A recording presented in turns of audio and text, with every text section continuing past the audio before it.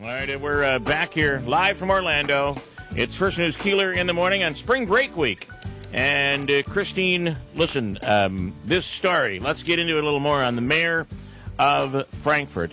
The state police actually made the arrest, and it came yesterday. But this goes back, though, right? This goes back maybe back into last year? Right. They say that the investigation began last July into Morocco's alleged, taking of the signs for Frankfurt. We still don't know exactly what the tip-off was or why they started the investigation, but it is a year-long investigation. So, all right, don't you have a feeling, and I know, Christine, you're not allowed to have feelings, but don't you have, that didn't come out right. It's okay. It's okay. But don't you have the feeling like there's maybe more to the story? Whenever we read stories and we get releases from police and what have you, there's always a justification. I mean, I think in our human minds, we have a justification. A normal person has a justification for what we do. So if you end up, let's say you have a boss, and the boss, you're very loyal to your boss, and everything's good, but then you turn around and you leave and you go to a competitor. You wouldn't normally do that, so in your mind, you find a justification. Right. Right? There's something that's happened. So there's a reason why you go into the bathroom and steal toilet paper. You'd never steal, but hey, they're not paying you what you deserve, and you're going to take it out in toilet paper. Whatever your story is, there's a justification. Right. And I wonder what the story is here. I'd love to hear his side of the story, and maybe it is, this is an amazing act of recycling. Or repurposing. Or, just the fact that maybe the village of Frankfort is in desperate need of, extra finances, and we're in desperate need of these signs, and, that was the only way it could happen. Right. Aren't you the pessimist?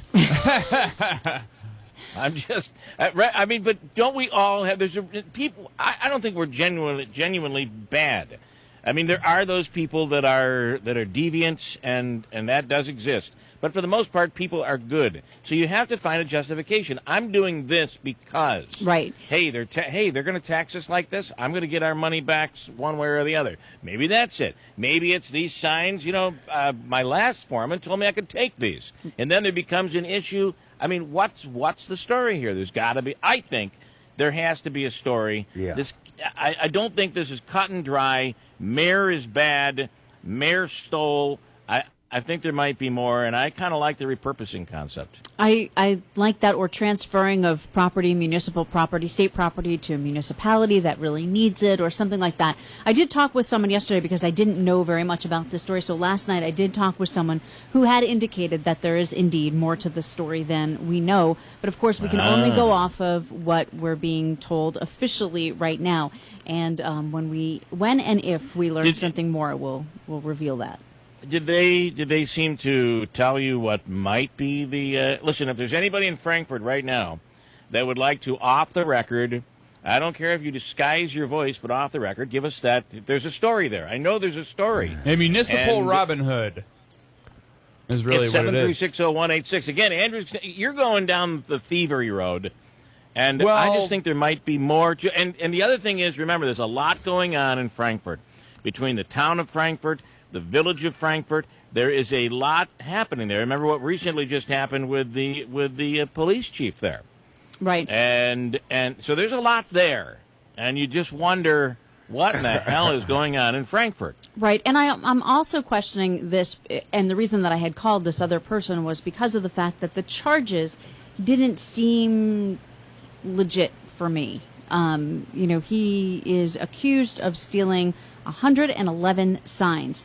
And if that constitutes petty larceny, then there's something else going on there. So I would think that would be maybe grand larceny, or what is the value of those signs? And also, as of right now, the village board is saying we are completely standing by him. Mm-hmm.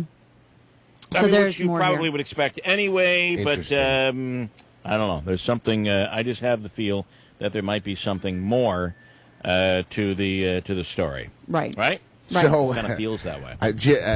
We're getting a text message, Bill, and I believe you are as well. Mm-hmm. But are they old signs being recycled into new blanks? And what political flavor is the mayor? Is the governor mad at him? That was what one of the. Well, yeah. And I would not be a bit surprised if this didn't have something to do with the political atmosphere.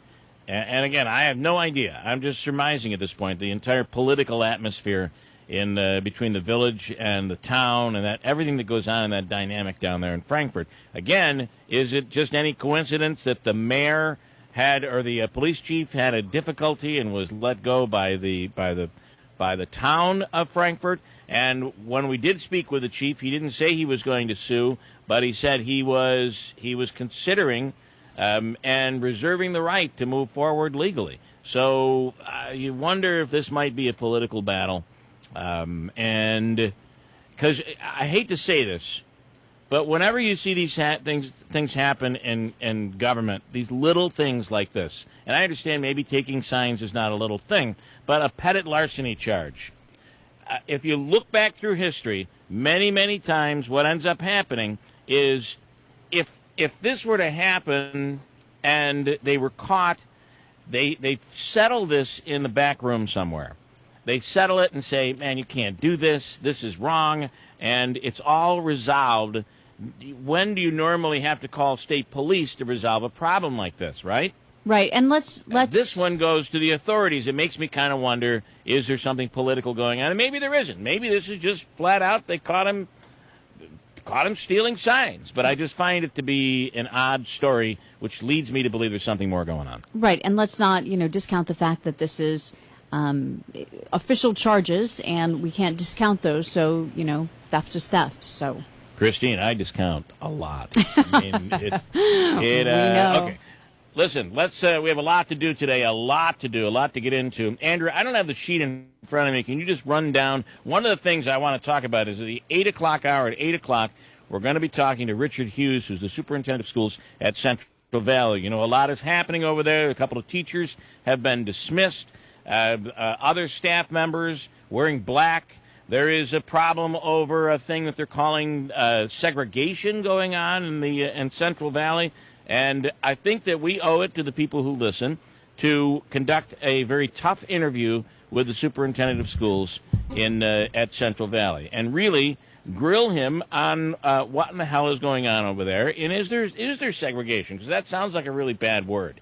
What else, Andrew? Throw it quickly because I got a break. Oh, well, we also got Rachel Sutherland. We're on the way with Mary Morse. She is the owner of Quick Cut Manufacturing in I love this. Mohawk. I love this. In Mohawk, there's a business called Quick Cut.